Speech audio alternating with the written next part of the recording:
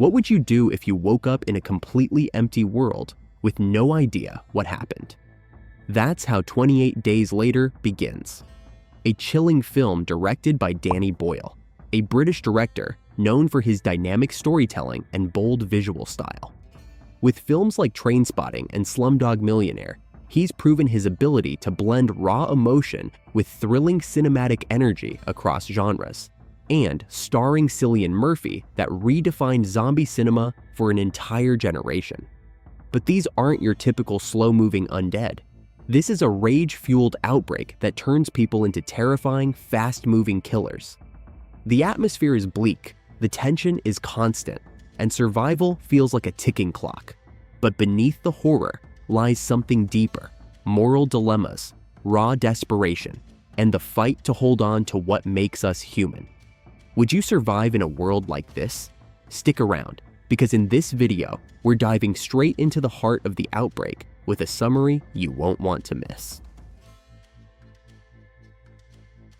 It all starts with a mistake. In a secret lab in Cambridge, a group of animal rights activists break into a research facility to free a group of chimpanzees. But the scientists warn them, these animals are infected with something called rage. The chimps are infected. They're infected with what? Rage. A highly contagious virus that turns its hosts into mindless, violent killers. The activists ignore the warnings. They open the cages and unleash hell. 28 days later, we meet Jim, a bicycle courier who wakes up from a coma in a deserted London hospital. Confused and weak, he stumbles out into the streets. The city is silent, cars abandoned, buildings empty, no sign of life. Jim wanders through iconic landmarks: Piccadilly Circus, Westminster Bridge. There's an eerie beauty in the stillness, but it doesn't last. Inside a church, Jim discovers dozens of bodies piled together, and then movement. A priest, infected, lunges at him, screaming. Jim flees, but more infected chase him through the dark streets. Just when it seems he won't make it, two survivors, Selena and Mark, rescue him with Molotov cocktails.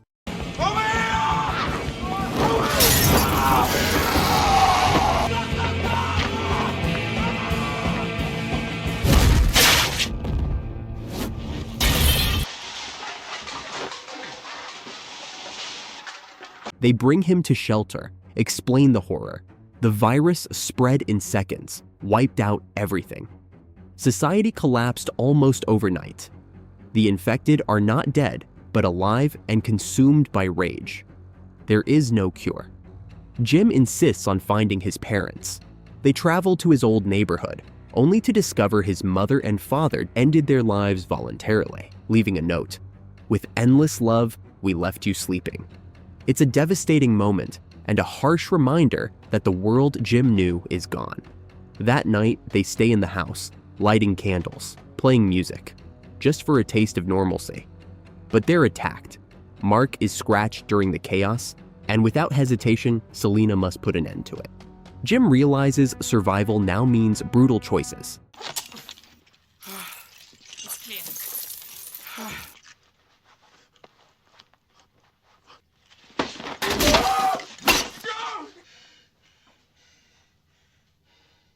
Now the must move. They spot blinking Christmas lights in a high-rise building. After a narrow escape, they are rescued by a mysterious character in a riot police suit.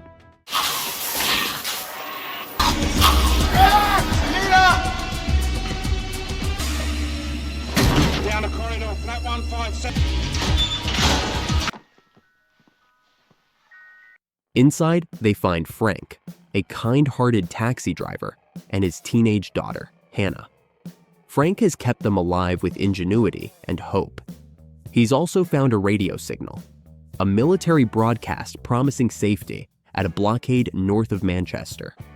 The group decides to risk the journey.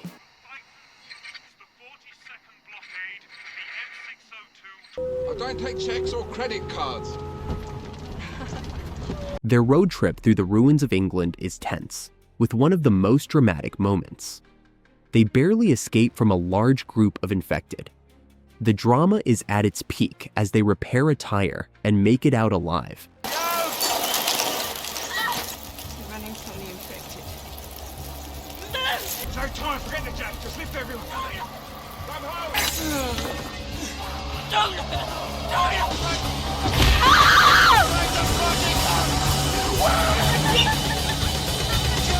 And for the first time, there's a glimmer of hope.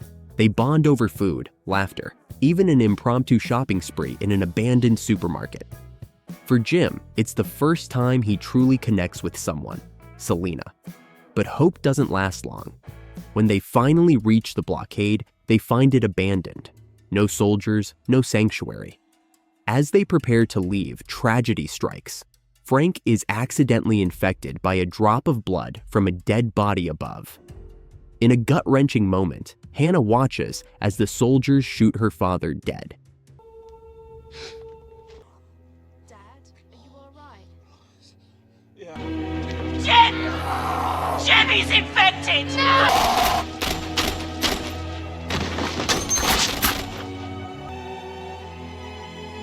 The remaining trio, Jim, Selena, and Hannah, are picked up by a group of heavily armed soldiers and taken to a remote country estate, a fortified mansion surrounded by high fences and guarded checkpoints. At first, the place seems like a miracle. They have running water, electricity powered by a generator, and even proper meals.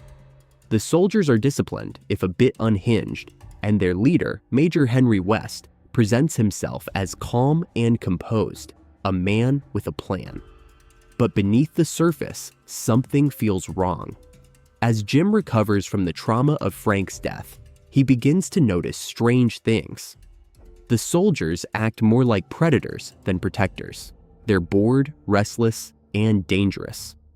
One night, Major West reveals the truth. The broadcast they sent was a trap. He promised his men, women, to keep morale up, to ensure the future of the human race on their terms. That future now depends on Selena and Hannah. Jim is horrified, but there's no time to protest. He's knocked out and dragged away, set to be executed the next day. In a dark twist of fate, Jim is taken deep into the woods by two soldiers to be shot, but he manages to outsmart them, using the forest shadows to his advantage. He kills one and leaves the other to be overwhelmed by an infected man chained earlier by West, Private Mailer, who Jim frees from captivity. Mailer storms the mansion, spreading the infection inside. Now, the sanctuary has become a slaughterhouse. Jim returns in the pouring rain, shirtless, covered in blood, and more primal than ever. He becomes a symbol of what humanity looks like when it's stripped bare, not infected, but fierce, unrelenting, and willing to kill for the ones he loves. He tears through the compound with brutal efficiency, rescuing Selena just before she's assaulted. Together with Hannah, they attempt to escape, but West isn't finished. He tries to flee in Jim's cab, only to be ambushed by Mailer and left to die. Hold up! Hold up!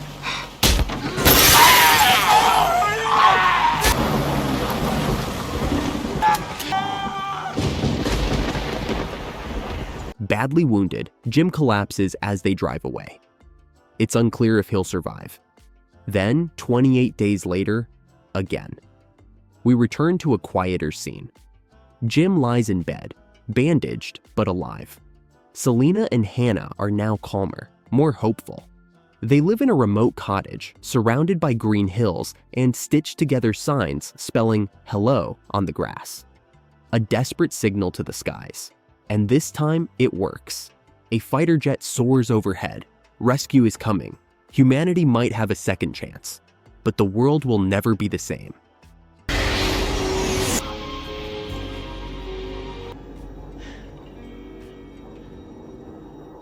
The DVD release of 28 Days Later features 3 alternate endings, 2 of which were partially filmed, while the third remained only as a written concept.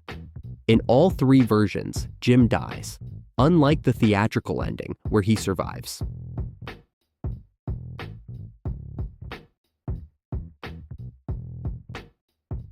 Jim dies in the hospital. In this ending, Jim is shot by Major Henry West. Selena and Hannah manage to get him to a deserted hospital, but the attempts to resuscitate him fail.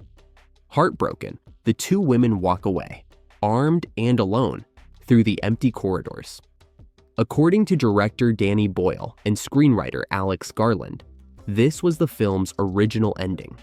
However, test audiences found it too bleak and emotionally crushing. Boyle and Garland intended the final image of Selena and Hannah walking off together to suggest hope and survival, but viewers interpreted it as the opposite, that they were doomed. Despite being changed for the theatrical release, this remains the writer's favorite ending, as it brings Jim's arc full circle. He begins and ends the story in a hospital bed, alone in a silent world. Hospital Dream. This is an extended version of the hospital death ending. While unconscious, Jim experiences a vivid dream, reliving the final moments before his accident as he rode his bike through London. The film cuts back and forth between this dream and Selena and Hannah's desperate efforts to save him. As the memory of his crash unfolds, Jim flatlines on the operating table. This version wasn't revealed until the film's Blu-ray release.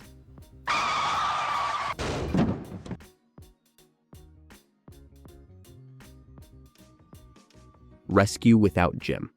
This ending was only ever partially storyboarded and written into early drafts, but it was ultimately scrapped by the producers for lacking emotional impact. In this version, Selena and Hannah flee the mansion in a military truck.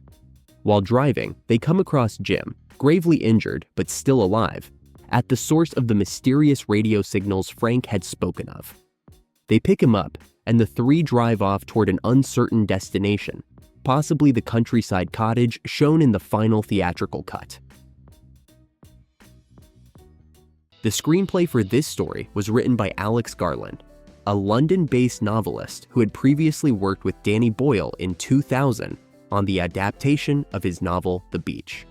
They teamed up again in 2007 for the sci-fi film Sunshine, a brilliant movie that we've also recapped on this channel.